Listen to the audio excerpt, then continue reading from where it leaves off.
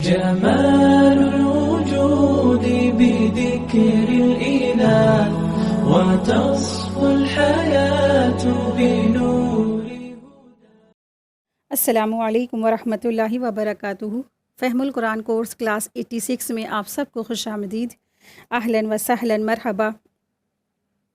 حضرت ابو ذر رضی اللہ عنہ سے روایت ہے کہ رسول اللہ صلی اللہ علیہ وسلم نے ارشاد فرمایا، تمہارا صبح کے وقت جا کر اللہ کی کتاب میں سے ایک آیت کی تعلیم دینا 100 رکعت نماز ادا کرنے سے بہتر ہے، اور علم کا ایک باب سکھانا اور اس پر عمل کیا گیا ہو یا نہ کیا گیا ہو 1000 رکعت نماز ادا کرنے سے بہتر ہے.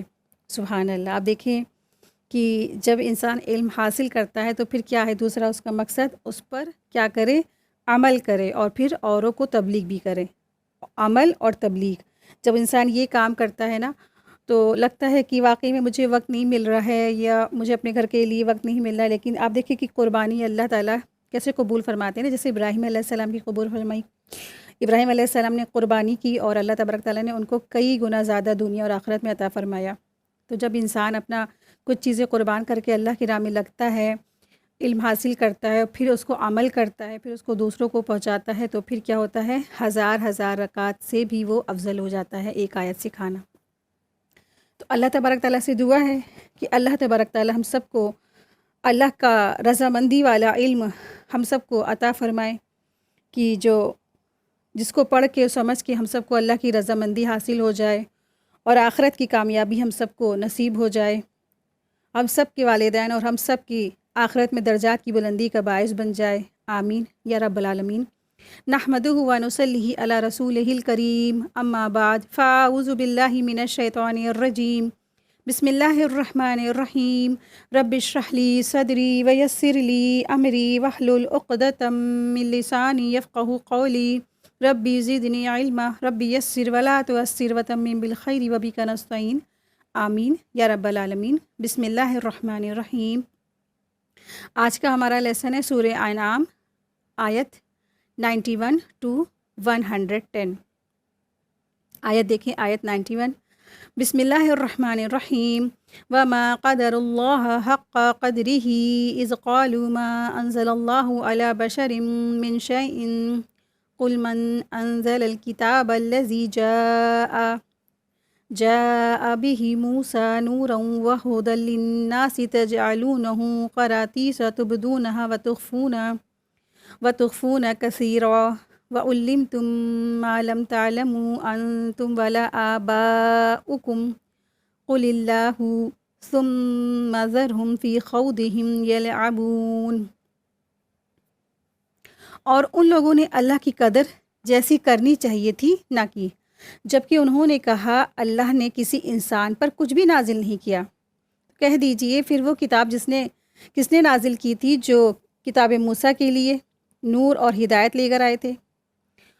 اور وہ کتاب کس نے نازل کی تھی جو کتاب موسیٰ لوگوں کے لیے نور اور ہدایت لے کر آئے تھے، اور جسے تم نے الگ الگ پنوں پر لکھ رکھا ہے.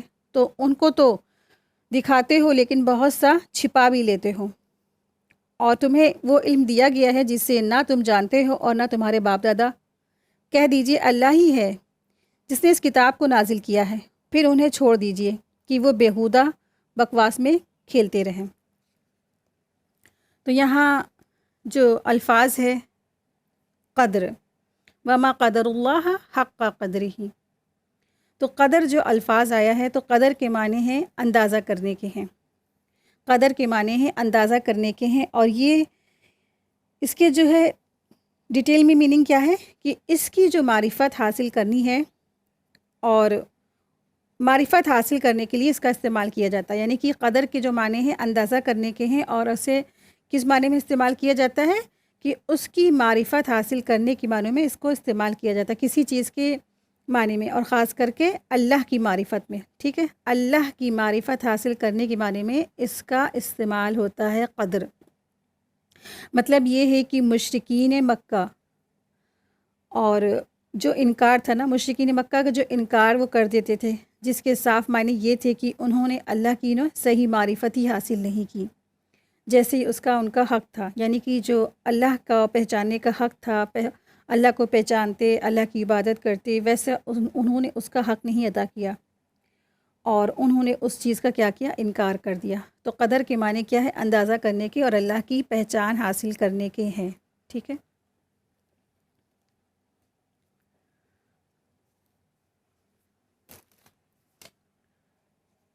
اور آیت 91 ٹو 92 تک کی یہود کا ایک جھوٹ بھی یہاں پہ شامل کیا گیا ہے کہ یہود بہت سارے جھوٹ بولتے تھے، اور خاص کر کے یہاں پہ جو ذکر ہے کہ یہود نے ایک جھوٹ یہ بھی کہا کہ اللہ نے آج تک کوئی کتاب نازل نہیں کی ہے۔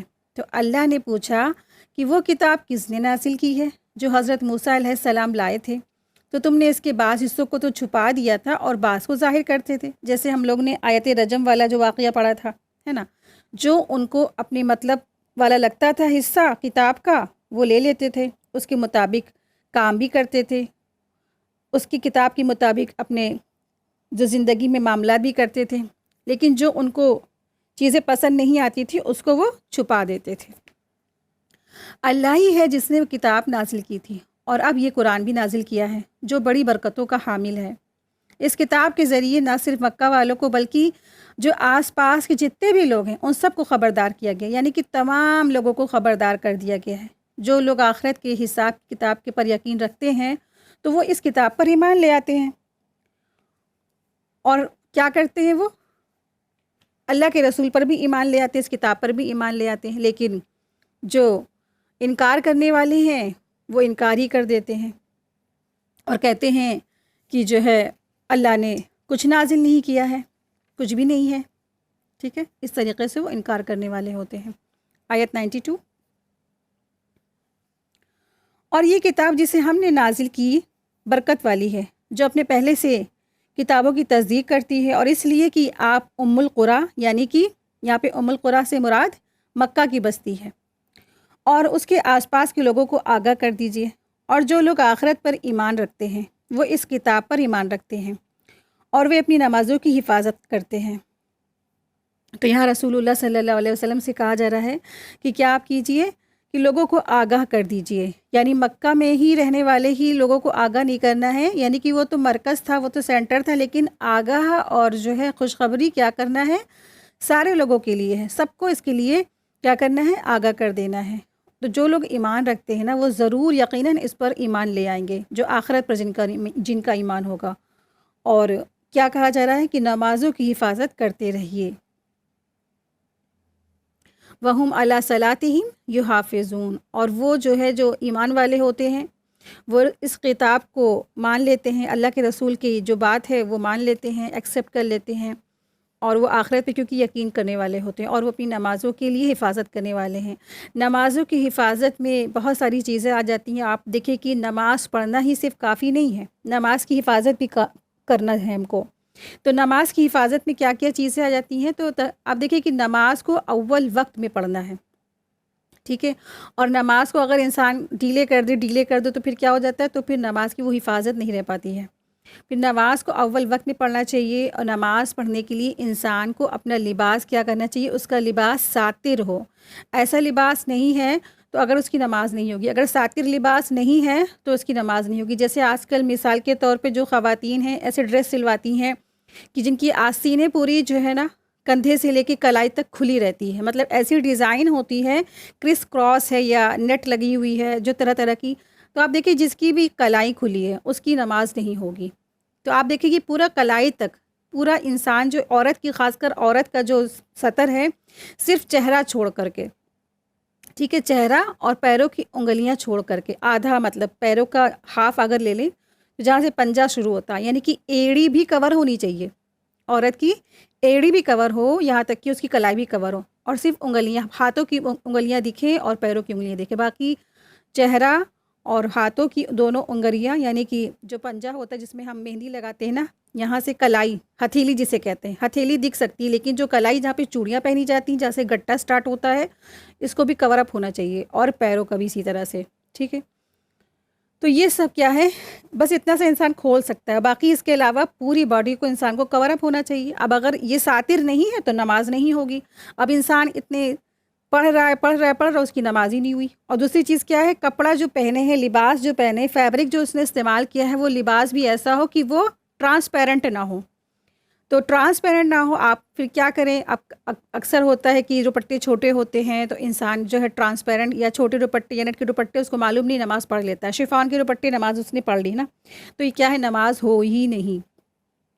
تو آپ ایسا اہتمام کر سکتی ہیں کہ نماز کے لیے ایک اسپیشل اپنی ایک جو ہے نا بڑی سی چادر لے لیجئے، لانگ چادر جسے کہتے ہیں، اور نماز کے وقت آپ کی جو ہے نا جو پیروں کی طرف کی جو یہ جو جہاں پہ وہ ہوتی ہے نا، جسے آج کل لوگ پلازو سلوا لیتے ہیں یا شارٹ سلوا لیتے ہیں، یا جب انسان رکوع میں جاتا ہے تو وہ جب رکوع میں جاتا ہے تو ظاہر سی بات ہے جو شلوار ہے یا شارٹس ہے وہ اوپر اور اڑ جاتے ہیں، جس سے کہ کیا ہوتی ہے، پنڈلی یا گٹے کھل جاتے ہیں، تو نماز ٹوٹ جاتی ہے، نماز ہوئے گی ہی نہیں۔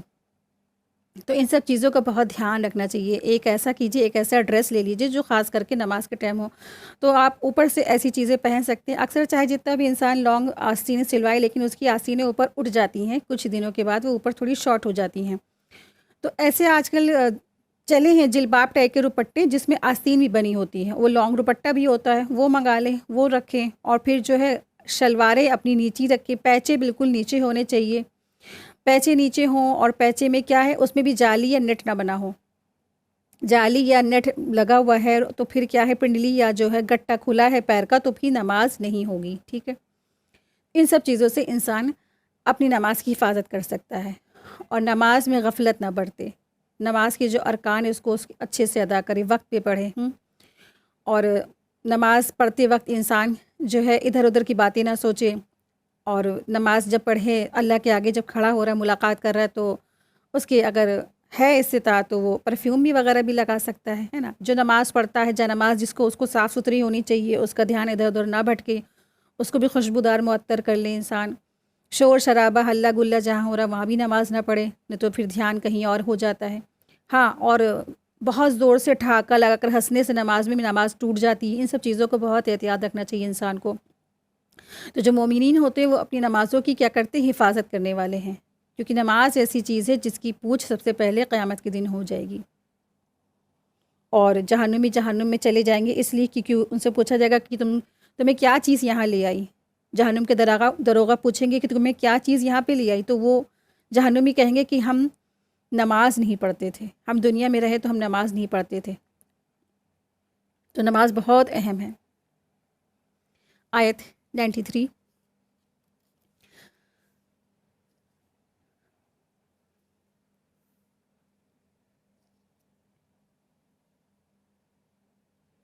اور اس شخص سے زیادہ ظالم کون ہے جو اللہ پر جھوٹ تہمت لگائے یا یوں کہے کہ مجھ پر وحی آتی ہے، حالانکہ اس کے پاس کوئی وحی نہیں آتی، اس کے پاس کسی بات کی بھی کوئی وحی نہیں آتی۔ اور جو شخص ہو یوں کہے کہ جیسا کلام اللہ نے نازل کیا ہے نا اسی طرح کا میں بھی لاتا ہوں، اگر آپ اس وقت دیکھیں جب کہ یہ ظالم لوگ موت کی سختیوں میں ہوں گے اور فرشتے اپنے ہاتھ بڑھائے رہے ہوں گے، ہاں اپنی جانیں نکالو۔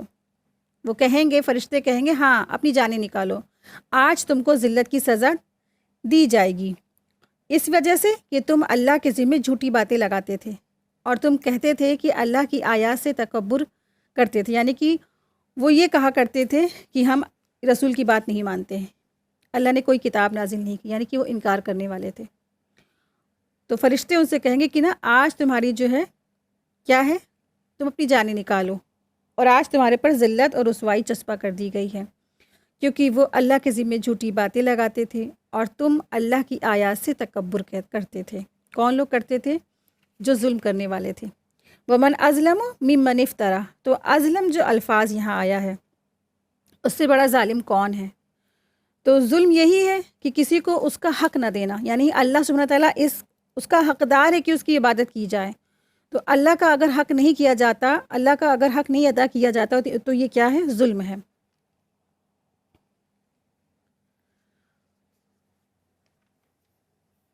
تو ان آیات میں، یہاں پہ جو اس آیات ہے نا، اس آیت میں نبوت کی دوسری قسم کا ذکر فرما کر ان کی مذمت کی گئی اور بیان کیا گیا کہ ان میں تو وہ لوگ تھے، کئی قسم کے لوگوں کا ذکر ہے۔ پہلی قسم کے جو لوگ تھے وہ کہتے تھے خود کہ ہم نبوت کے دعوے دار ہیں، یعنی ہم نبی ہیں اللہ کے۔ رسول اللہ صلی اللہ علیہ وسلم کے بعد بہت سارے لوگ جھوٹے کذاب پیدا ہوئے، اور خود رسول اللہ صلی اللہ علیہ وسلم کے وقت میں بھی کچھ لوگ ایسے تھے، وہ کہتے تھے ہمارے اوپر بھی کیا ہے نا وحی آتی ہے، ہم بھی نبی ہیں۔ جیسے مسلمہ کذاب تھا کہ وہ بھی یہی دعویٰ کرتا تھا کہ مجھ پر اللہ کی وحی آتی ہے، یعنی قرآن آتا ہے اس طریقے سے نا۔ اسی طرح یمن میں اسود انسی نے بھی وحی اور نبوت کا دعویٰ کیا، یعنی کہ اس نے بھی یہی دعویٰ کیا کہ مجھ پر وحی آتی ہے اور میں بھی نبی ہوں، ٹھیک ہے۔ تو نام سن لیجیے اچھے سے کہ پہلا ہے مسلمہ کذاب، جس نے جھوٹا نبی ہونے کا دعویٰ کیا، یعنی کہ اس نے دعویٰ کیا کہ میں نبی ہوں، یہ بات دراصل کیا تھی؟ سراسر جھوٹ ہے۔ دوسرا شخص اسود انسی، اس نے بھی نبی ہونے کا جھوٹا دعویٰ کیا۔ اور بعض مشرکین جیسے نضر بن حارث قرآن کریم کی آیتوں کو سن کر کہہ دیا کرتا تھا کہ اگر ہم بھی چاہیں نا تو ہم بھی ایسا قرآن یعنی جیسے کلام لا سکتے، جیسے محمد صلی اللہ علیہ وسلم پر نازل ہو رہا ہے، اور قرآن جیسی کتاب ہم بھی لکھ سکتے ہیں۔ اور یہ قرآن کو نا آسمانی کتاب نعوذ باللہ نہیں سمجھتے تھے، اور وہ یہ بھی کہتا تھا کہ ہم یہ کتاب ایسی لکھ سکتے ہیں۔ تو حضرت محمد صلی اللہ علیہ وسلم کی کتاب جو لکھی ہوئی ہے نا، اس کو وہ نہیں مانتا تھا، اس طریقے سے نا نعوذ باللہ معاذ اللہ، اسی طرح سے وہ آپ صلی اللہ علیہ وسلم کا انکار کرتے تھے۔ اور مشرک جو نضر بن حارث بھی یہی کہہ دیتا تھا کہ اگر مجھ پر کوئی عذاب نازل ہونے لگے گا بھی تو لات عزا میری سفارش کر دیں گے، ٹھیک ہے۔ تو ان جو تمام طرح کی جو مخالفین ہیں نا، جو مخالفت کرنے والے ہیں، تو ان کے جواب میں یہ آیت نازل ہوئی کہ ان سب منکرین یعنی کہ انکار کرنے والوں کے متعلق فرمایا گیا کہ اس سے بڑا ظالم کوئی نہیں ہو سکتا ہے جس نے اللہ پر یہ بہتان تراشی کیا ہو کہ اللہ نے اس کو نبی بنا دیا ہے۔ اللہ تعالیٰ نے تو کسی کو نبی نہیں بنایا، کسی کو بھی نبوت کا جو سرفراز سے نہیں عطا فرمایا۔ آپ صلی اللہ علیہ وسلم کے بعد تو وحی کا سلسلہ ختم ہو گیا، اور رسول اللہ صلی اللہ علیہ وسلم آخری رسول تھے، خاتم النبیین تھے۔ اب بھلا کیسے ہو سکتا ہے کہ رسول اللہ صلی اللہ علیہ وسلم کے بعد جو ہے کسی کے اوپر اللہ تعالیٰ وحی بھیجے، نبی بنا دے اس کو، ہے نا؟ یہ تو امپاسبل ہے۔ تو آپ دیکھیں کہ قرآن کریم میں یہ آیت کب آئی ہوئی ہوگی؟ نبی کریم صلی اللہ علیہ وسلم کی زندگی میں، ہے نا؟ آپ صلی اللہ علیہ وسلم کو خبر دی جا رہی ہے اور بتا دیا گیا کہ آپ کے بعد ہو سکتا ہے ایسے لوگ یہ دعوے کریں، ہے نا؟ جبکہ ایسا کچھ بھی نہیں تھا جس وقت یہ آیت نازل ہوئی، فیوچر کی بات بتا دی گئی آپ صلی اللہ علیہ وسلم کو۔ تو یہ کیا ہے دراصل؟ یہ قرآن کریم یقیناً اللہ کی طرف سے نازل کیا گیا ہے۔ یہ سب دلیلیں ہوتی ہیں، انسان غور و فکر کرے، سوچے۔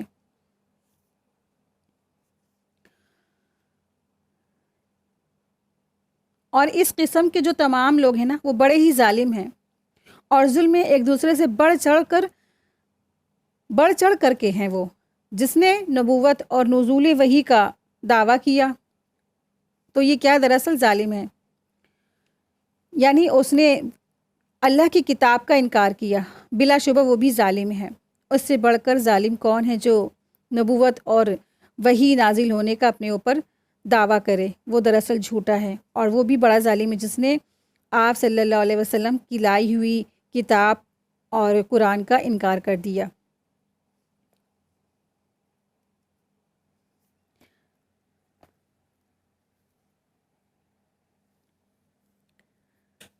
ظالم جو الفاظ آیا ہے، ظالم سے مراد ہر وہ ظالم ہے جو کتاب الہی کا انکار کرنے والا ہے اور جھوٹا نبی ہونے کا دعویٰ کرنے والا ہے، ٹھیک ہے۔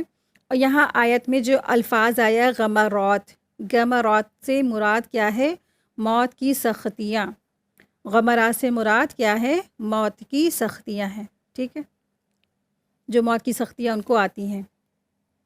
تو موت کی سختیاں کیا ہے؟ برحق ہیں۔ فرشتے جب ہاتھ بڑھاتے ہیں نا، جب ہاتھ بڑھا رہے ہوں گے، یعنی کہ جب موت کا وقت آتا ہے، جب جان نکلنے لگتی ہے نا، اس وقت کی بات یہاں ہو رہی ہے۔ الیوم جو الفاظ آیا ہے اس کے معنی آج ہے، اور یہاں مراد اس سے ہے کہ جب اس کا روح قبض کرنے کا دن ہوتا ہے، اور یہی عذاب کے آغاز کا وقت ہے، جس کی ابتدا کہاں سے شروع ہو جاتی ہے؟ قبر سے۔ اور اس سے ثابت ہوتا ہے کہ عذاب قبر کیا ہے، برحق ہے. یعنی اس آیت سے یہ دلیل ہے اس بات کی. بہت سے لوگ کہتے ہیں نا، تو آپ لوگ سب نے نوٹ کر لیا کیجئے کہ بہت سے لوگ ایسے دعوے بھی کرتے ہیں عذاب قبر وغیرہ کچھ بھی نہیں ہوتا ہے، یہ سب کیا ہے، باتیں ایسے ہی ہیں. تو یہاں پہ یہ ہمیں قرآن کی آیت اس بات کی دلیل ہے کہ عذاب قبر کیا ہے، برحق ہے. اور جان نکلنے کا حکم دینے کے ساتھ ساتھ اس بات کے کہنے کا بھی، ورنہ کوئی معنی نہیں ہوتا نا کہ آج ہم تمہیں ذلت کا عذاب دیا جائے گا، آج تمہیں نا ذلت کا عذاب دیا جائے گا. تو اس سے مطلب کیا ہے، جب انسان کی جان نکلنے لگتی ہے تب اس کو اس وقت سختیاں شروع ہو جاتی ہیں، اور بعد کی جو زندگی ہوتی ہے یعنی کہ برزخ کی زندگی، تو اس میں کیا ہوتا ہے، اس کے لیے عذاب شروع ہو جاتا ہے. قبر سے مراد کیا ہے، برزخ کی زندگی ہے، یعنی دنیا کی زندگی کے بعد اور آخرت کی زندگی سے پہلے. اس چیز کو نوٹ کر لیجئے کہ قبر کیا ہوتی ہے. تو قبر وہ ہے کہ جو اس سے مراد برزخ کی زندگی ہے، یعنی دنیا کی زندگی کے بعد اور آخرت کی زندگی سے پہلے کا وقفہ، جہاں پر انسان اپنے اچھے اعمال کا سزا بھگتتا ہے. تو یہ ایک درمیانی زندگی ہے جس کا جو وقت ہے انسان کی موت سے قیامت تک کے کا بیچ کا ہے. یہ برزخی زندگی کہلاتی ہے. اور چاہیے کہ کسی درندے نے چاہے کسی بھی، اور یہ جو زندگی برزخ کی زندگی ہے ہر ایک کے اوپر آئے گی نا، کافر، مشرک، منافقین، کوئی بھی انسان اس سے بچ نہیں سکتا. چاہے اسے کسی درندے نے کھا لیا ہو، چاہے اس کی لاش سمندر میں ڈوب کے ختم ہو گئی ہو، مچھلیوں نے نوچ نوچ کے اس کو کھا لیا ہو، یا اس کو جلا کر راکھ بنا کر اڑا دیا گیا ہو، ٹھیک ہے، یا اس کو قبر میں دفنا دیا گیا ہو. کوئی بھی طریقہ ہو لیکن اس کے اوپر عذاب واقع ہو کے رہتا ہے. یعنی اس کے اوپر اگر وہ برا اعمال ہے اس کے اوپر تو اس کے اوپر عذاب ہوگا، اور یعنی اس کی اگر نیک ہے، صالح ہے، تو اس کے لیے اچھا انتظام ہے.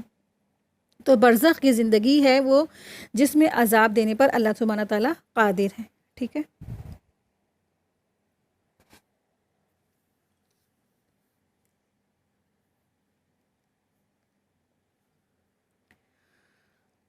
تو جب ظالموں کی جو حالت بیان کی گئی اس آیت میں کہ ان کی پر موت کی وقت جب آتا ہے تو ان کی عجیب حالت ہو جاتی ہے، اور یہ موت کی سختیوں میں گرفتار ہوتے ہیں، اور موت کے فرشتے ہاتھ بڑھا کر کہیں گے کہ آخرت کے حالات دیکھ کر اب کہاں ہٹتے ہو، لاؤ اپنی روح خبیث نکلو. تو ان کی جو روح خبیث ہے نا، وہ کیا ہوتی ہے، اندر چلی جاتی ہے جسم کے اندر، وہ کوڑے مارتے ہیں، پھر کہتے ہیں لاؤ اپنی خبیث روح کو نکالو. اب تم کو ذلت کا عذاب تمہارے اوپر ناحق جو ہے بحث اور اللہ کی آیتوں سے انکار کرنے پر ضرور ہوگا. اور یہ بھی کہا جائے گا کہ تمہاری روح کو جسم کے ساتھ ساتھ دنیا میں بھی پابند کیا تھا کہ تم نے اس کے خلاف سارے کے سارے کام کیے. ٹھیک ہے. لیکن آپ دیکھیں کہ کوئی کسر نہیں چھوڑتا انسان، اور ہر طرح سے انسان اللہ کی آیات کا انکار بھی کرتا ہے، اور اس میں طرح طرح کی باتیں نقص بھی نکالتا ہے، اور اس کو آن دا اسپاٹ اس کی بے حرمتی بھی کر رہا ہے. لیکن جب موت کی سختیاں آتی ہیں تو اس وقت تو کوئی بھی نہیں بچا سکتا ہے نا اس کو، سب بے بس ہو جاتے ہیں. جو آج سر عام قرآن مجید کی بے حرمتی کر رہے ہیں، جب ان کے موت کا وقت آتا ہے تو ایسے ان کے اوپر اللہ تبارک تعالیٰ کی طرف سے عذاب ہوتا ہے کیونکہ تو ان کو تو کوئی بھی گھر والا کیا تو کوئی بھی نہیں بچا سکتا ہے.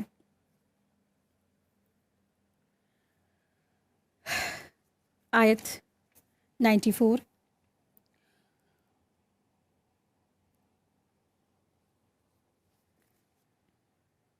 آیت 93 اور 94 میں جو جھوٹے لوگ ہوتے ہیں نا، جو جھوٹی دعویٰ کرنے والے ہوتے ہیں، ان پر موت کی سختی کے بارے میں بیان کیا گیا ہے. اور جب وہ فوت ہو جائیں گے تو اکیلے اللہ کی طرف رجوع کریں گے. ٹھیک ہے. آیت 94 دیکھیں. اور تم اسی طرح ایک ایک کر کے ہمارے پاس آؤ گے جس طرح ہم نے تم کو پہلی مرتبہ پیدا کیا تھا، اور جو کچھ ہم نے تم کو دے رکھا ہے اسے اپنے پیچھے چھوڑ آئے ہو، اور ہم تمہارے ساتھ تمہاری ان سفارشیوں کو بھی نہیں دیکھ رہے ہیں جن کے بارے میں تم دعوے سے کہتے تھے کہ وہ ہمیں تمہارے اللہ کے معاملے میں شریک ہیں. تمہارے آپسی سمبند ٹوٹ چکے ہیں، اور جو دعوے تم کیا کرتے تھے وہ سب جاتے رہے ہیں.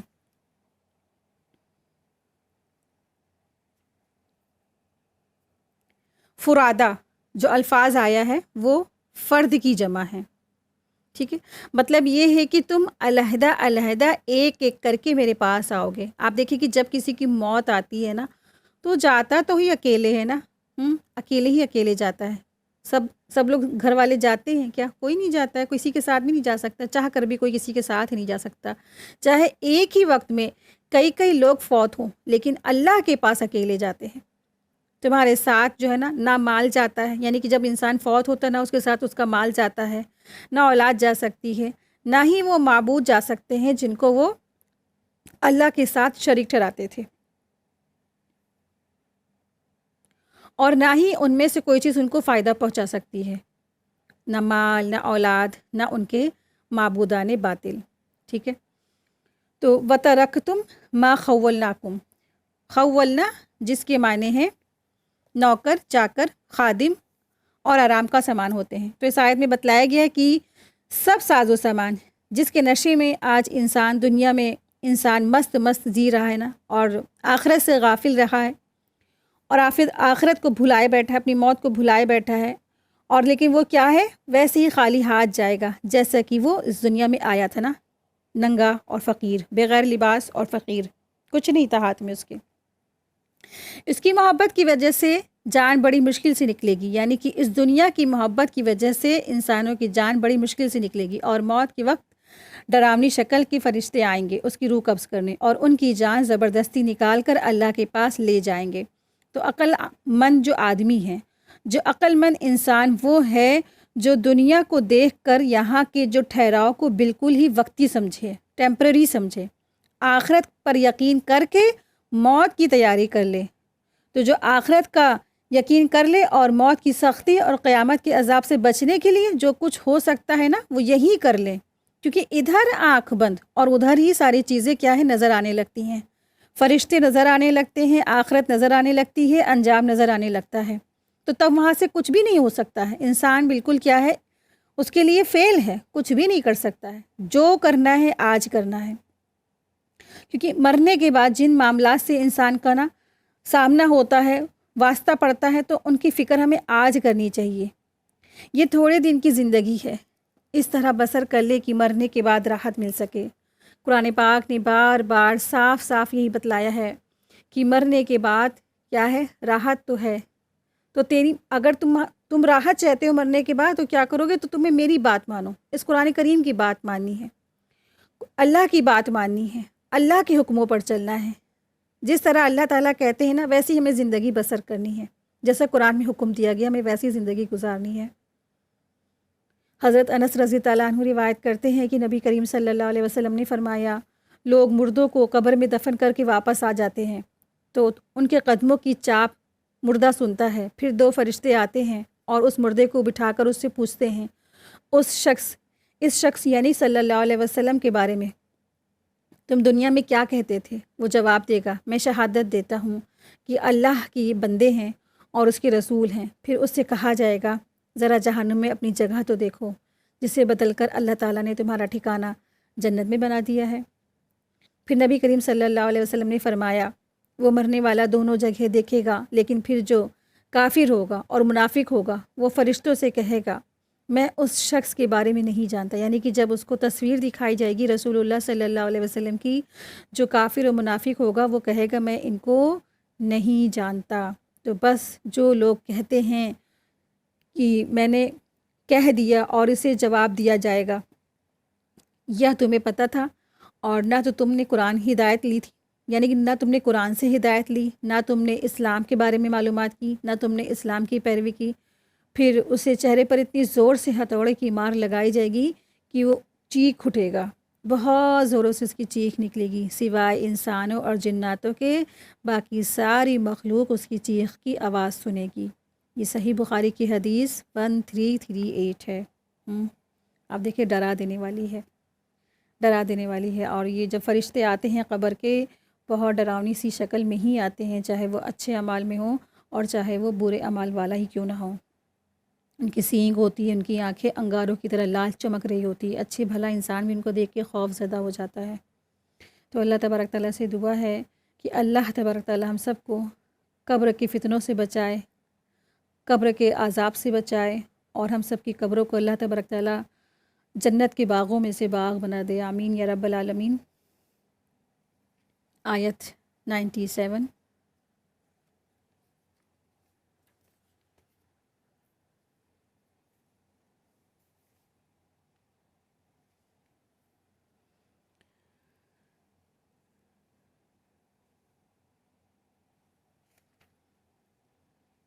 آیت 95۔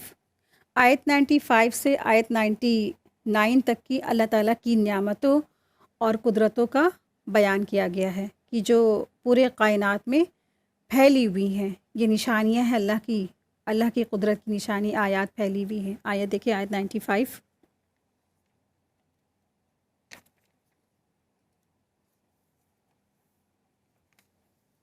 بے شک اللہ تعالیٰ ہی دانے اور گٹھلی کو پھاڑ کر اگاتا ہے، وہی جاندار کو بے جان سے نکالتا ہے، وہی بے جان سے جاندار کو نکالتا ہے، یہی تو اللہ ہے، پھر تم کہاں بہہ کے جا رہے ہو؟ ایک سوالیہ انداز ہے، اللہ تعالیٰ اپنی معرفت کرا رہے ہیں اور پھر پوچھ رہے ہیں پھر تم کہاں بہہ کے جا رہے ہو نا۔ جیسے بچے ہوتے ہیں، وہ راستہ بھٹکتے ہیں، راستہ بھولتے ہیں، تو ماں باپ کیسے آتے ہیں نا، کہتے ہیں تم کدھر جا رہے ہو، چلو ادھر آؤ میرے پیچھے نا، ہم ادھر ہیں۔ آپ دیکھیے اللہ تبارک تعالیٰ بالکل اماں کی طرح سمجھا رہے ہیں نا بچوں کو، بندوں کو۔ اللہ تعالیٰ نہیں چاہتے کوئی بھی بندہ جہنم میں جائے، لیکن انسان کے اپنے اعمال ہیں کہ وہ اس کو ادھر لے کے جائیں گے۔ تو اللہ تبارک تعالیٰ نے توحید کے ثبوت کائنات میں پھیلا رکھے ہیں اور اپنی قدرت کی جھلک بھی دکھائی ہے۔ اتنی بڑی کائنات ہے اور اس نظام میں کسی کا بھی کوئی دخل نہیں ہے، واحد لا شریک لک ہے وہ، یعنی کہ یہ پورا انتظام صرف اور صرف اللہ تبارک تعالیٰ چلا رہے ہیں۔ تو پھر دوسروں سے مانگنا، دوسروں کو اللہ کے ساتھ شریک ٹھہرانا، یہ سب کہاں سے کیسے انسان کر لیتا ہے نا، اور کیسی بدعقلی کا یہ کام ہے۔ انسان کتنا کم عقلہ ہے کہ اتنی بڑی کائنات کو غور ہی نہیں کرتا۔ انسانوں کو یہاں بتایا جا رہا ہے کہ اللہ کی انعامات اور احسانات اور نعمتوں کے بعد کتنی بڑی بے قدری کی بات ہے نا، کہ وہ اپنے رب کا انکار کر دیتا ہے، کہتا ہے کہ یہ سارا کام ایک رب نے نہیں کیا ہے، اللہ کے ساتھ بہت سارے شریک ہیں۔ تو اس کے اللہ کے احکامات سے کیا ہے، یہ غفلت برتتا ہے انسان، اور اللہ تبارک تعالیٰ کے ساتھ اوروں کو شریک ٹھہرا دیتا ہے۔ ان اللہ فالق الحب والنوا، حب یعنی دانے کو کہتے ہیں اور نوا گٹھلی کو کہتے ہیں۔ اللہ ہی تبارک تعالیٰ کی وہ ذات ہے کہ دانے اور گٹھلی کو جو پھاڑ کر کے وہ اس میں سے پودا نکال لاتا ہے، پودا اگا دیتا ہے نا۔ بے شک اللہ تبارک تعالیٰ ہی کیا ہے، پھاڑنے والا ہے گٹھلی کو اور دانے کو۔ تو اللہ تعالیٰ نے گٹھلی کو اور دانے کو پھاڑ کر اس میں سے پودا اور سبزہ اگانا، یہ اللہ ہی کی قدرت کی بہت بڑی نشانی ہے۔ گھاس پھوس گٹھلی سے جو پیدا ہوتا ہے نا، ان کو زمین سے میں دبایا جاتا ہے، پھر پانی دیا جاتا ہے، پھر دو شاخیں پھوٹتی ہیں، ایک زمین کے اندر جڑوں میں پھیلتی چلی جاتی ہے جو جڑوں کی شکل میں ہوتی ہے، اور دوسرا اوپر جو زمین کی سطح کے اوپر ہوتی ہے، وہ ہوا میں باہر آ کر پتے پھول وغیرہ کی شکل جو ہے وہ اختیار کرتی ہے۔ پھر ایک ہی تخم اور ایک ہی زمین اور ایک ہی ہوا کی ایک ہی روشنی اور ایک ہی طرح کی جو گرمی سردی ہے نا، اس میں بھی کیا ہے، یہ مختلف قسموں کے پتے ہوتے ہیں، مختلف قسموں کے فلاورز ہوتے ہیں، مختلف قسموں کی رنگت ہوتی ہے، مختلف قسموں کی اسمیل ہوتی ہے، سب کی تاثیر بھی الگ ہوتی ہے، رنگ، ذائقہ، خوشبو سب الگ الگ مختلف۔ تو یہ سب کیا ہے، اللہ تعالیٰ کی قدرت کی دلیل ہے۔ تو پھر انسان کیوں نہیں سوچتا، کیوں نہیں غور کرتا کہ یہ سب کچھ بنانے والا کون ہے؟ وحدہ لا شریک ہے، اللہ ہی کی ذات ہے، اللہ کے سوا کوئی اور اللہ کے ساتھ شریک نہیں۔ اور دوسری دلیل یہاں پہ جو جاندار کو بے جان سے اور بے جان کو جاندار سے نکالنا بھی بیان فرمایا گیا ہے۔ جو آیت میں آیا ہے نا کہ اللہ سبحانہ تعالیٰ وہ ذات ہے جو کیا کرتا ہے، یخرج الحی من المیت اور ومخرج المیت من الحی۔ اللہ سبحانہ تعالیٰ وہ ذات ہے جو جاندار کو بے جان سے اور بے جان کو جاندار سے نکالتا ہے۔ جیسے مثال کے طور پر ایک جو انسان ہوتا ہے، اس سے جو منی خارج ہوتی ہے، جو نطفہ، وہ کیا ہوتا ہے، ڈیڈ ہوتا ہے، اور پھر جو ڈیڈ ہوتا ہے یعنی کہ نطفے کو انسان سے کنورٹ ہو جاتا ہے، انسان میں بدل جاتا ہے، اور پھر جیسے جانوروں میں جو انڈا ہوتا ہے، انڈا بھی کیا ہوتا ہے؟ بے جان ہوتا ہے، پھر جب اس میں بچہ پڑ جاتا ہے، بچہ نکل آتا ہے تو وہ جاندار ہو جاتا ہے، پھر مردے سے زندگی، زندگی سے مردہ، اسی طریقے سے پھر اسی طرح سے یہ سائیکل چلتی رہتی ہے نا۔ تو یہ سب کیا ہے؟ اللہ کی قدرت کاملہ پر یہ بہت بڑی دلالت کرتا ہے۔ تو انسان کو غور فکر کرنا چاہیے کہ یہ سب کیا ہے کرنے والا؟ وحدہ لا شریک ہے نا۔ آیت 96۔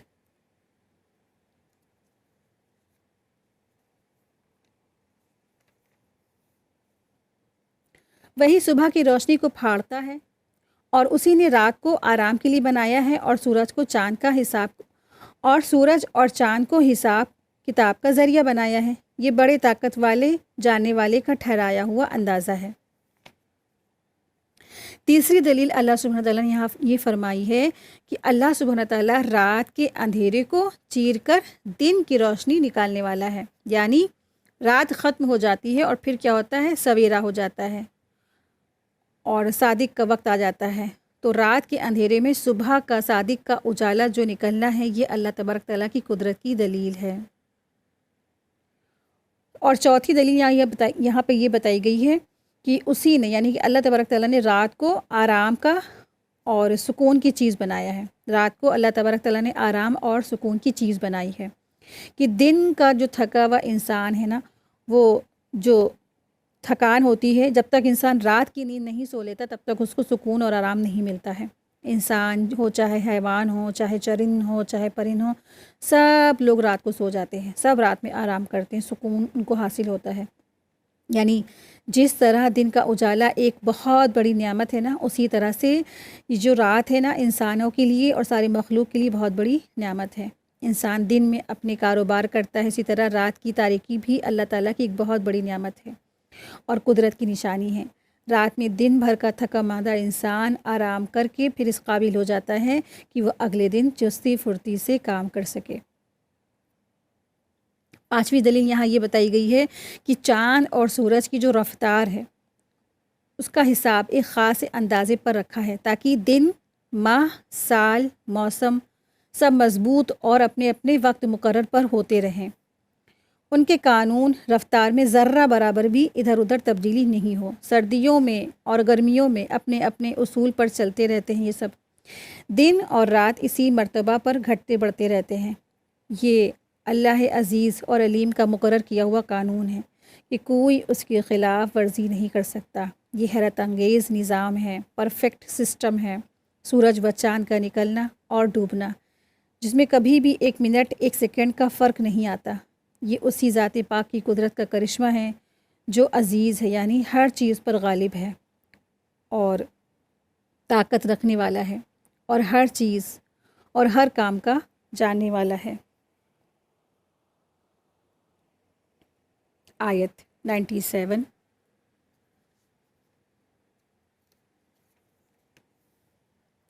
اور وہی تو ہے جس نے تمہارے لیے تارے بنائے تاکہ تم ان کے ذریعے خشکی پر، یعنی کہ زمین پر اور سمندروں کے اندھیروں میں راہ پا سکو۔ جو لوگ جاننا چاہیں ان کے لیے ہم نے نشانیاں کھول کھول کر بیان کر دی ہیں۔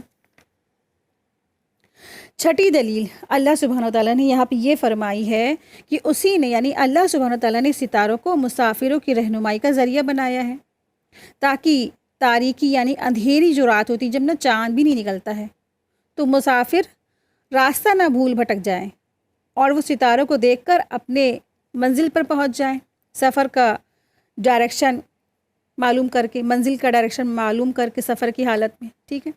تو دراصل آپ دیکھیں کہ آج بھی انسان کافی اس کو ہیلپ ملتی ہے تاروں کے ذریعے سے، اور عرب میں بھی کیا تھا اس وقت بھی، جو ستاروں کے ذریعے سے ستاروں کے حساب سے وہ جنگل میں، سمندر میں راستے طے کرنے کا دستور تھا، اور وہ اسی کے ذریعے سے اپنے سفر طے کرتے تھے اور تاروں کے ذریعے سے وہ اپنے راستوں کو معلوم کیا کرتے تھے۔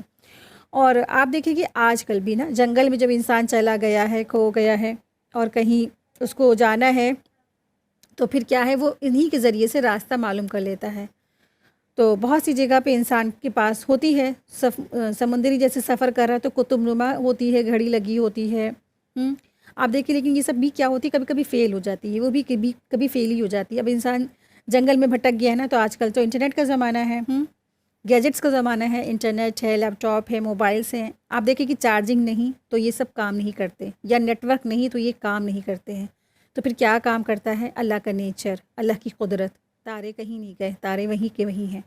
تو رات کی تاریکیوں میں انسان کیسے اپنے منزل پہ پہنچ سکتا ہے اور وہ اپنی راستہ معلوم کر سکتا ہے؟ انہی تاروں کے ذریعے سے، کیونکہ اللہ تبارک تعالیٰ نے ان کو بنایا ہی اسی لیے ہے کہ اس کے ذریعے سے مسافر راستوں کے جو ہے معلوم کر سکے، اپنی منزل تک پہنچ سکے، ایسٹ ویسٹ نارتھ وغیرہ کے بارے میں وہ جان سکے اسی کے ذریعے سے. ٹھیک ہے.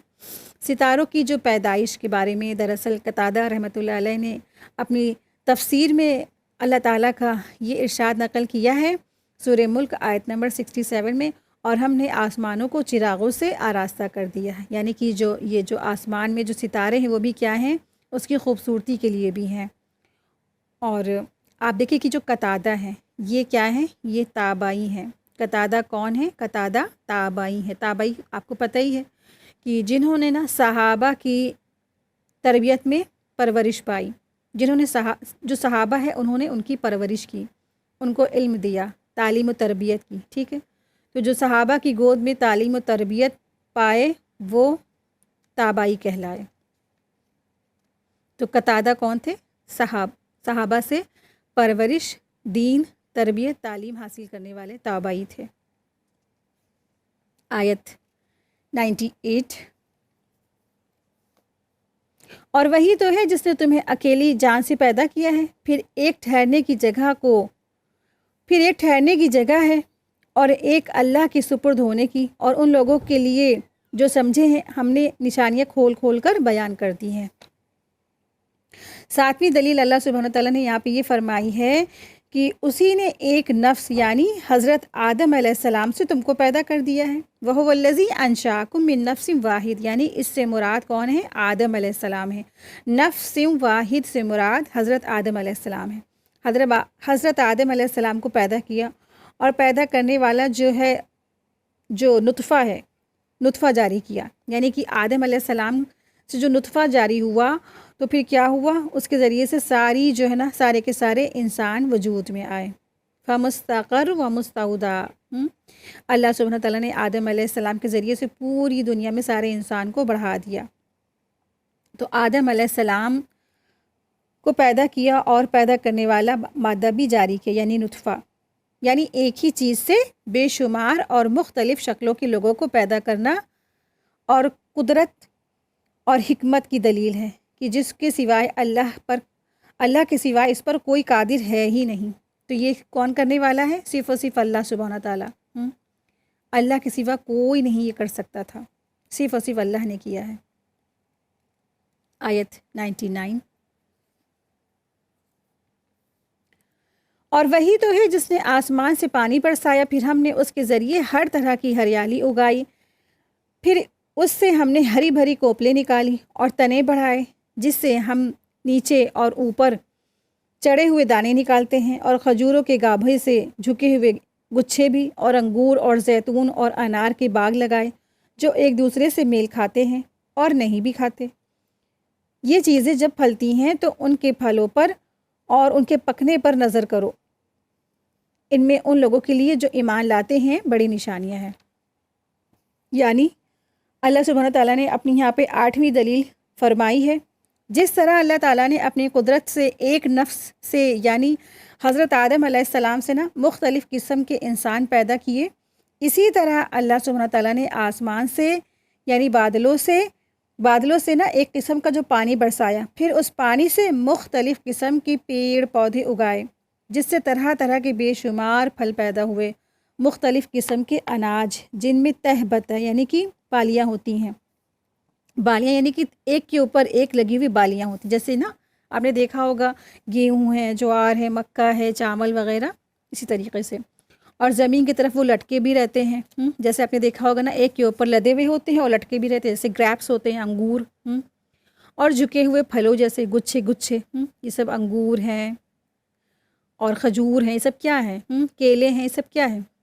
تو انگوروں وغیرہ کے باغات اور زیتون اور انار وغیرہ کے درخت پیدا ہوتے ہیں.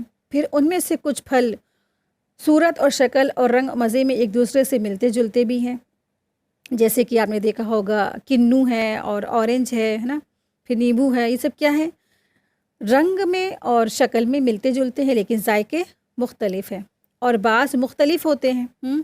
اور پھر کچھ پھل تاثیر اور خاصیت میں ایک دوسرے کے جیسے ہوتے ہیں اور کچھ مختلف ہوتے ہیں۔ تو اس سے اللہ تعالیٰ کی قدرت کا پتہ چلتا ہے کہ ایک مادہ ہے، کہ مادہ ایک ہے اور خاصیت مختلف، یعنی برسنے والا جو پانی ہے وہ ایک ہے، اور کلر، ڈیزائن، شکلیں، ذائقے سب کیا ہے؟ سب کچھ مختلف ہے۔ پھر آپ دیکھیں، پھر پھلوں پر غور کریں کس طرح بڑھتا ہے، اس کا رنگ، اس کا مزہ، ذائقہ نا، سب پھلوں پر آپ دیکھیں، غور کریں، الگ الگ قسموں کے الگ الگ پھل۔ اگر آپ ایک ہی پھل پہ غور کر لیں، ایک کیلے پہ غور کر لیں، کتنے کلر کے کیلے ہیں، کالا، پیلا، نیلا، ہے نا، افریقی کیلا دیکھیں، سعودی کیلا دیکھیں، اور جو انڈیا کیلا ہے وہ دیکھیں، طرح طرح کے قسموں کے کلر کے ڈیزائنوں کے کیلے ہی ہیں۔ تو یہ سب چیزیں آپ کو کہاں سے نالج ملے گی؟ انٹرنیٹ پہ آپ سرچ کیا کریں، کیلے کی کتنی ورائٹی ہے۔ اور مینگو کے بارے میں آپ خود انڈیا میں ہی دیکھ سکتے ہیں کہ انڈیا کے اندر کتنی ورائٹیاں ہیں صرف مینگو کی، ہے نا۔ یہاں کے ایک شخص، انہوں نے کئی ہزار کی جو ورائٹی ہے ایک ہی درخت سے اگا دی ہے، ماشاءاللہ، ہے نا۔ تو یہ سب لیکن کرنے والا کون ہے؟ اللہ سبحانہ و تعالیٰ۔ اللہ تبارک تعالیٰ نے ان کو اتنی عقل اور فہم دیا۔ آپ دیکھیں کہ کتنی ورائٹی ہوتی صرف ایک پھل میں، اور اس کو سینچا کس سے جا رہا ہے، کس سے اس کی جو ہے نا پیداوار کی جا رہی ہے؟ صرف اور صرف ایک بارش کا پانی یا پانی سے۔ اس کا رنگ، اس کا مزہ بدلتا بھی ہے، چینج ہوتا ہے۔ ایک آم کی ذائقہ دوسرا، دوسرے آم کا ذائقہ دوسرا۔ شروع میں وہ کس حالت میں ہوتا ہے؟ کچی کیری ہوتی ہے، اتنا کھٹا ہوتا ہے کہ اس کے اچار ڈلتے ہیں۔ بعد میں وہ پک جاتا ہے تو کیسا رسیلا اور کیسا میٹھا ہو جاتا ہے کہ امرس تک تیار کر لیتے ہیں لوگ۔ تو کیسا رنگ ہے نا، کیسے ذائقے ہیں، یہ سب قدرت کی نشانیاں ہیں جو اللہ کی بے مثال کاریگری ہے۔ تو عقل والوں کے لیے اس میں نشانیاں ہیں، اور عقل والے کون ہوتے ہیں؟ علم حاصل کرنے والے۔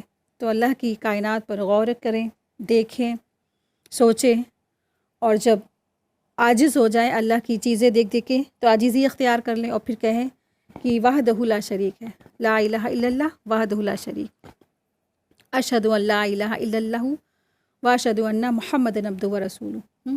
اللہ کے ساتھ کوئی معبود نہیں، میں اس کی گواہی دیتا ہوں، اللہ تعالیٰ واحد ہے، لا شریک ہے۔ آیت 100۔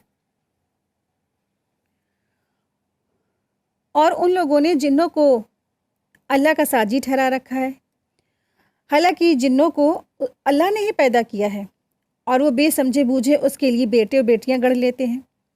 وہ ان باتوں سے تو جو وہ اس کے بارے میں بیان کرتے ہیں پاک ہے، اور اس کی شان ان سب سے اونچی ہے۔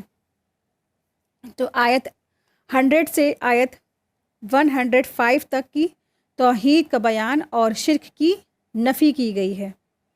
مشرکین مکہ دراصل کیا کرتے تھے؟ کہتے تھے جن، یہ جو جنات ہیں نا، جن ہیں یہ اللہ کی کیا ہیں؟ بیٹیاں ہیں، ساجھیدار ہیں، یا فرشتوں کو اللہ کی بیٹیاں کہتے تھے۔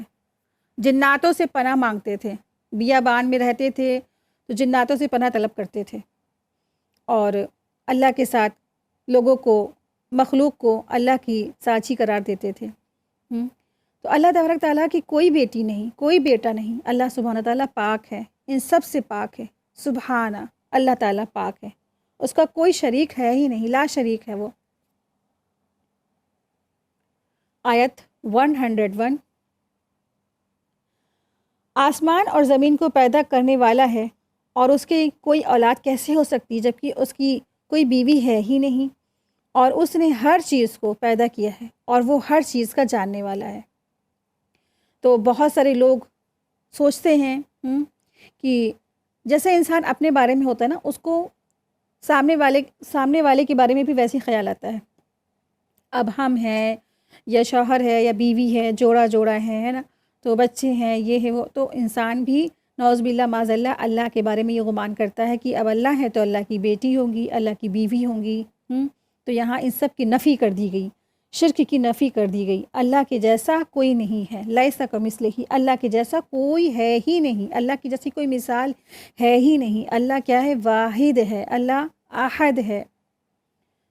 اللہ تعالیٰ کی نہ تو کوئی بیوی ہو سکتی ہے، نہ کوئی بیٹا ہو سکتا ہے، نہ کوئی اس کے برابر ہو سکتا ہے۔ بیوی آپ دیکھیے کیسا ہے، جنس سے ہوتی ہے نا، انسانوں کی جنس سے انسانوں کی بیوی، جناتوں کی جنس سے جناتوں کی بیوی۔ جب اللہ کے جیسا کوئی ہے ہی نہیں تو اللہ کی بیوی کیسے ہو سکتی ہے؟ امپاسبل ہے نا۔ اور نہ اللہ کی کوئی بیٹی اور بیٹا ہو، کوئی بھی ہو سکتا ہے۔ اللہ تعالیٰ تو ہر چیز پر قادر ہے، اللہ نے ہر چیز کو پیدا کیا ہے اور ہر چیز کو جاننے والا ہے۔ آیت 102، وہی اللہ تعالیٰ ہے، تمہارا رب ہے، اس کے سوا کوئی معبود نہیں ہے، اور وہ ہر چیز کا پیدا کرنے والا ہے، تو تم اسی کی عبادت کرو، اور وہی ہر چیز کا نگراں ہے۔ آیت 103، نگاہیں اسے نہیں پا سکتی ہیں اور وہ نگاہوں کو پا لیتا ہے، اور وہ بڑا باریک بین اور خبر رکھنے والا ہے۔ لا تدرک الابصار وہو یدرک الابصار وہو اللطیف الخبیر، نہ نگاہیں اس کو پا سکتی ہیں اور وہ نگاہوں کو پا لیتا ہے، اور وہ بڑا باریک بین ہے اور خبر رکھنے والا ہے۔ بہت خوبصورت آیت ہے۔ آپ دیکھیں کہ اللہ سبحانہ تعالیٰ کو نا کوئی نہیں دیکھ سکتا ہے، تو یہاں پہ اس بات کی دلیل ہے۔ آپ دیکھیں موسیٰ علیہ السلام نے بھی اللہ سے ضد کی تھی ایک بار کہ اللہ مجھے آپ کو دیکھنا ہے، اے اللہ مجھے آپ کو دیکھنا ہے، لیکن وہ اللہ کو نہ دیکھ سکے۔ تو اللہ تبارک تعالیٰ نے کہا کہ تم نہیں مجھے دیکھ سکتے۔ تو جب زبردستی انہوں نے ضد کی، اللہ سے خواہش کی کہ مجھے اللہ آپ کو دیکھنا ہی ہے، دیکھنا ہی ہے، تو پھر اللہ تبارک تعالیٰ نے اپنی ایک ذرہ برابر تجلی پہاڑ پہ نازل فرمائی، اور ویسے ہی موسیٰ علیہ السلام بے ہوش ہو گئے۔ بے ہوش ہو کے جب وہ ہوش میں آئے تو اللہ سے معافی مانگنے لگے، بہت معافی مانگی، بہت معافی مانگی۔ اللہ کو دیکھنے کے لیے نا انسان کی یہ دنیاوی آنکھیں نہیں چاہیے، اس کو آخروی آنکھوں کی ضرورت ہے۔ ان دنیاوی آنکھوں سے کوئی بھی انسان اللہ کو نہیں دیکھ سکتا ہے۔ اللہ سبحانہ تعالیٰ نے یہ بتا دیا، لا تدرک الابصار، نہیں اس کو دیکھ سکتی ہیں نگاہیں۔ یہ جو یہاں پہ ہو ہے نا، یہ کس کی طرف اشارہ ہے؟ یہ اللہ کی طرف اشارہ ہے۔ لا تدرک الابصار، یہ نگاہیں اس کو نہیں پا سکتی ہیں، وہو یدرک الابصار، لیکن وہ تو ہر ایک کو دیکھ لیتا ہے۔ اس کو دیکھنے کے لیے کسی چیز کی ضرورت نہیں ہے، کوئی نگاہوں کی ضرورت نہیں۔ اللہ تعالیٰ ہر چیز دیکھ رہا ہے، ہر چیز اس کی نگاہ ہے، ہر چیز کی اس کو خبر ہے، ہر چیز پہ اس کی نگران ہے۔ کیونکہ دراصل وہ کیا ہے، بہت باریک بین ہے، بہت باریک سے باریک چیز بھی دیکھ لیتا ہے، اور ہر چیز کی اس کو خبر ہے، ہر چیز کی اس کو خبر رکھتا ہے۔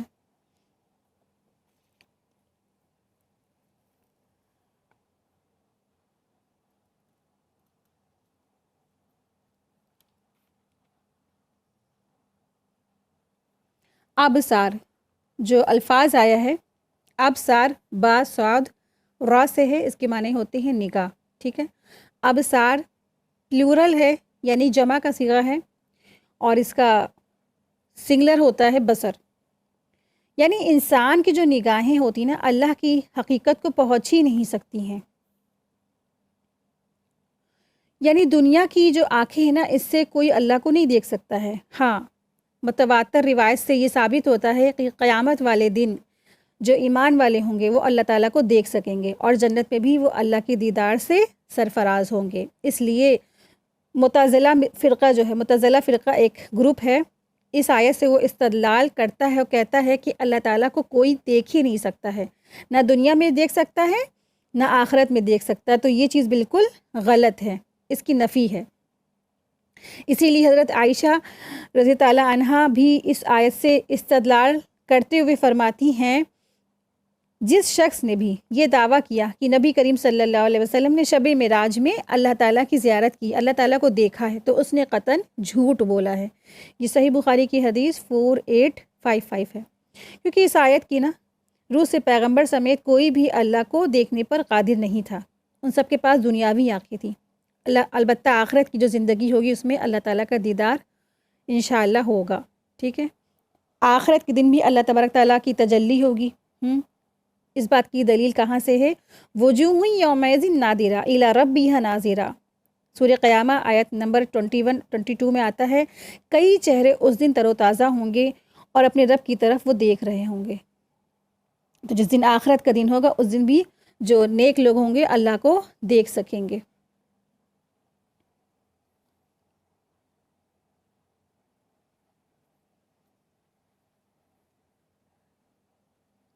بخاری اور مسلم میں جریر رضی اللہ تعالیٰ عنہ روایت کرتے ہیں کہ ہم لوگ نبی کریم صلی اللہ علیہ وسلم کے پاس بیٹھے تھے تو آپ نے 14ویں رات کی چاند کی طرف دیکھ کر کہا کہ تم لوگ اپنے رب کو اسی طرح دیکھو گے جس طرح تم اس چاند کو دیکھ رہے ہو. ٹھیک ہے.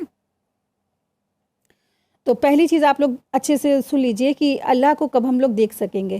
سارے مومنین انسان جو مومنین ہوں گے، انسانوں میں جو مومنین ہوں گے، ٹھیک ہے، وہ اللہ تعالیٰ کو قیامت کے میدان میں اور جنت میں دیکھیں گے. ٹھیک ہے.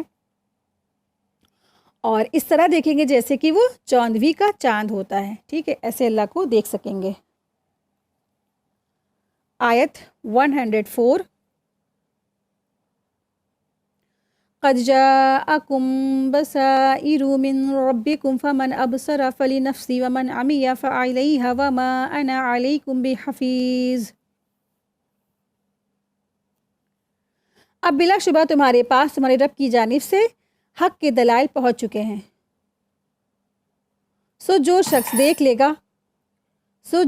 دیکھ لے گا وہ اپنا فائدہ کرے گا اور جو شخص اندھا بنا رہے گا وہ اپنا نقصان کرے گا. ٹھیک ہے. تو بصائر جو الفاظ آیا ہے وہ بصیرہ کی جمع ہے جو اصل میں دل کی روشنی کا نام ہے. یہاں مراد وہ دلائل اور برہان ہیں جو قرآن نے جگہ جگہ اور بار بار بیان کیے ہیں، جنہیں نبی کریم صلی اللہ علیہ وسلم نے احادیث میں بھی بیان فرمایا ہے. جو ان دلیلوں کو دیکھ کر ہدایت کا راستہ اپنا لے گا اس میں اسی کا فائدہ ہے، اور جو نہیں اپنائے گا اسی میں اس کا نقصان ہے. ہر چیز تو کھول کر بیان کر دی گئی ہے. جو اپنا لے گا تو اسی کا فائدہ ہے، اور جو نہیں مانے گا، کہے گا نہیں ایسا کچھ نہیں ہے، تو اس میں اس کا خود ہی کا نقصان ہے. آیت 105 کذالک نصرف الآیات ولیقولوا درست ولنبینہ لقوم یعلمون. اور ہم نے اس طور پر دلائل کو مختلف اندازے سے بیان کرتے ہیں تاکہ یہ یوں کہیں کہ آپ نے کسی سے پڑھ لیا ہے، اور تاکہ ہم نے اس کو دانشمند لوگوں کے لیے خوب ظاہر کر دے. آیت 106 آپ خود اس طریقے پر چلتے رہیے جس کی وحی آپ کے رب کی طرف سے آپ کے پاس آتی ہے. اللہ کے سوا کوئی عبادت کے لائق نہیں ہے، اور مشرکین سے کنارہ کیجیے. آیت 106 سے 108 میں اہم ہدایت دی گئی ہے جو خاص کر کے رسول اللہ صلی اللہ علیہ وسلم اور مومنین کو ہے کہ آپ کیا کریں، کنارہ کش رہیں اور اپنے کام پہ لگے رہیے.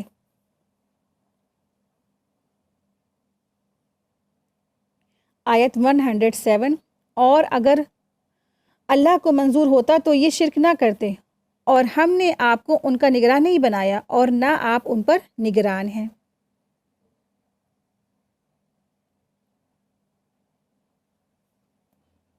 وَلَوْ شَاءَ اللَّهُ مَا أَشْرَكُوا اگر اللہ تعالیٰ چاہتا تو یہ لوگ شرک نہ کرتے. ٹھیک ہے. تو اس مطلب یہ ہے کہ اللہ تعالیٰ کی مشیت اور اللہ کی رضا، اس میں سے اگر اس کے ساتھ اللہ کے ساتھ کوئی شریک نہ کرتا، تاہم اس نے انسانوں کو مجبور نہیں کیا ہے کس بات پر کہ تم نہ شرک نہ کرو، تم توحید پر ڈٹے رہو. اس پہ مجبور نہیں کیا ہے، انسانوں کو ان کے ارادے کا اختیار دے دیا گیا ہے. اب تمہیں جو دلیل آ گئی ہیں، تمہارے پاس جو چیزیں واضح ہو گئیں، تم کیا کرو، اس کو فالو کرو، اپنے دماغ سے کام لے کر اس پر عمل کرو. اگر سب کو مجبور کر دیا جاتا تو آزمائش کس چیز کی ہوتی، یہ دنیا کس کام کی ہوتی نا. یہ دنیا کیا ہے، ایک امتحان کی جگہ ہے، دارالامتحان ہے. تو آزمائش ختم ہو جاتی نا پھر، اور پھر کیا ہوتا، رزلٹ آؤٹ ہو جاتا. اسی لیے اللہ تبارک تعالیٰ نے کسی کو مجبور نہیں کیا، سب کو ارادے کا اختیار دے دیا، عقل دے دی، ہدایت دے دی. اب جو انسان اس کو سلیکٹ کرتا ہے تو وہ پاس ہو گیا، جو اس کو چھوڑ دیتا ہے وہ کیا ہو گیا، فیل ہو گیا. تو وہی کہا جا رہا ہے کہ اگر اللہ تبارک تعالیٰ نا کسی کو، سب کو وَلَوْ شَاءَ اللَّهُ مَا أَشْرَكُوا اگر اللہ تعالیٰ چاہتا تو کوئی شرک نہیں کرتا، یعنی کہ اگر اللہ تعالیٰ چاہتے سب کو ایک ہی توحید پر لے آتے. لیکن اللہ تبارک تعالیٰ نے نا، آپ کہہ رہے ہیں، اللہ سبحانہ تعالیٰ فرما رہے ہیں کہ اللہ تعالیٰ نے آپ کو نا ان کے لیے نگران نہیں بنایا ہے. آپ کا تو کام کیا ہے، صرف پہنچا دینا ہے. یعنی رسول اللہ صلی اللہ علیہ وسلم سے کہا جا رہا ہے آپ کو ان کا نگران نہیں بنایا گیا، آپ کو کیا ہے، ڈرانے والا اور آگاہ کرنے والا بنا دیا گیا ہے. بس آپ کا کام ہے پہنچا دینا. اب بات پہنچ گئی، حقیقت معلوم ہو گئی، اب کیا کرنا ہے، سامنے والے کو اس پر عمل کرنا ہے. وہ مانتا ہے تو ٹھیک ہے، نہیں مانتا تو اس کا اپنا ہی نقصان ہے۔ کام کیا کرنا ہے ہمیں اور آپ کو؟ خبر پہنچانا ہے، دعوت کا کام کرنا ہے، بات پہنچانا ہے۔ آج بہت سے لوگ ایسے جن کو یہ بات ہی نہیں معلوم ہے، وہ ان نون ہیں، وہ نہیں جانتے ہیں۔ ایک آیت کے بارے میں بتاؤ تو کہتے ہیں آج ہم پہلی بار آپ کے منہ سے سن رہے ہیں، ہم کو تو معلوم ہی نہیں تھا۔ تو اس طریقے سے بہت سارے لوگ ہیں جن کو قرآن کے معنی تک نہیں معلوم ہے، ترجمے تک کی نہیں معلوم ہے۔ بس عربی میں جو ایک جہیز میں دے دیا جاتا ہے وہی قرآن ان کے گھروں میں موجود ہے، ترجمے تک کے کبھی قرآن موجود نہیں ہے۔ تو لگے رہیں اپنی کوششوں میں، لوگوں کو دعوت کا کام کریں۔ کچھ نہیں کر سکتے تو کم سے کم ترجمانی قرآن جو آسان الفاظ میں ہوں لوگوں کو پہنچائیں، تاکہ اگلا انسان پڑھے اس کو ہدایت مل سکے۔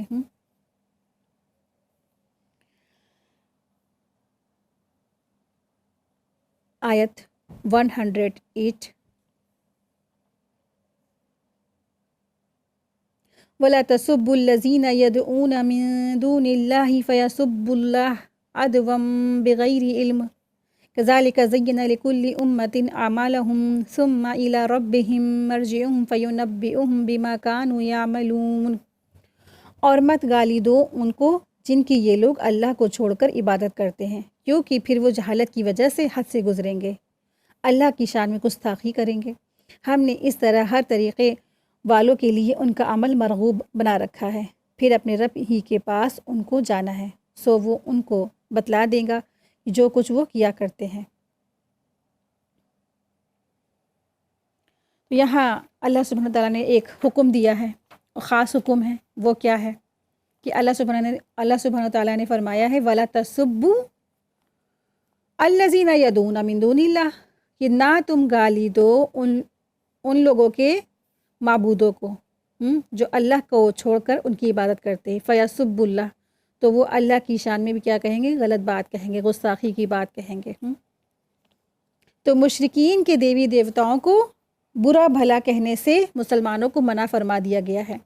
تبلیغ دین کی سرحد بھی قائم کر دی گئی ہے، جس کا حاصل یہ ہے کہ حق کی تبلیغ اور باطل کی پہچان تو کی جائے گی، مگر باطل مذہبوں کے رہنماؤں اور باطل معبودوں کے جو تکلیف ہے اور برے شبدوں کا نہ اس کو کیا جائے، برے شبدوں کا استعمال نہ کیا جائے، یعنی کہ ان کو بھلا برا نہ کہا جائے، کیونکہ اس کا رزلٹ کیا ہوگا؟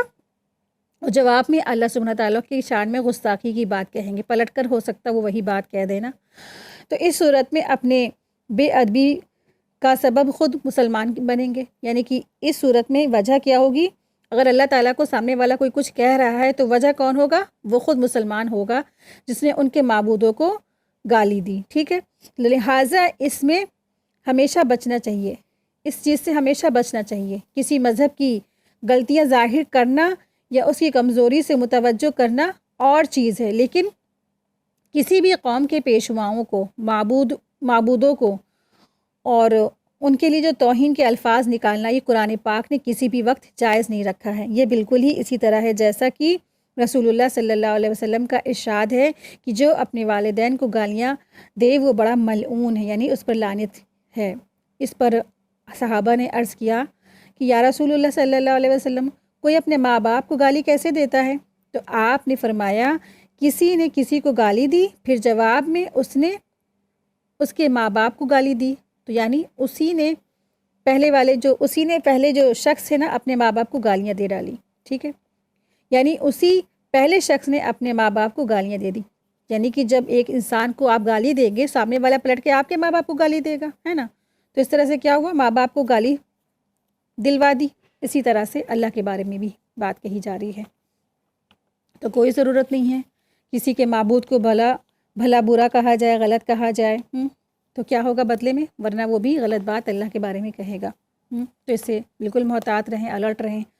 ہاں، جو غور فکر کرا سکتے ہیں، تو جس طریقے سے جیسے غور فکر کرایا جا سکتا ہے کہ اپنے ہاتھ سے بناتے ہیں، اپنے ہاتھ سے بنا کے اس کی عبادت کرتے ہیں، یہ کیسے معبود ہو سکتے ہیں؟ یہ ایک طرح سے کمیاں ہیں، اس طرف ان کو غور فکر دلا سکتے ہیں۔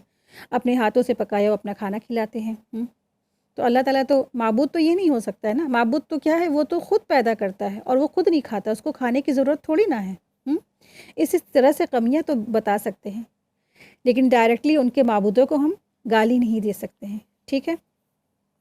آیت 109، اور ان لوگوں نے قسموں میں بڑا زور لگا کر اللہ کی قسم کھا کر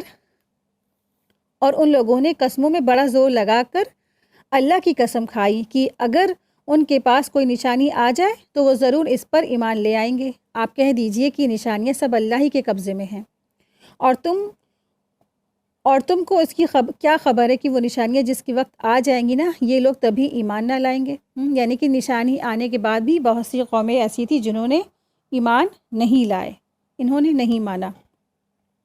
آیت 110، اور ہم نے بھی ان کے دلوں کو اور ان کی آنکھوں کو پھیر دیا ہے، اور ہم ان کے دلوں اور نگاہوں کو پھیر دیں گے، جیسا کہ یہ لوگ اس پر پہلی دفعہ ایمان نہیں لائے، اور ہم نے ان کو ان کی سرکشی میں حیران رہنے دیں گے۔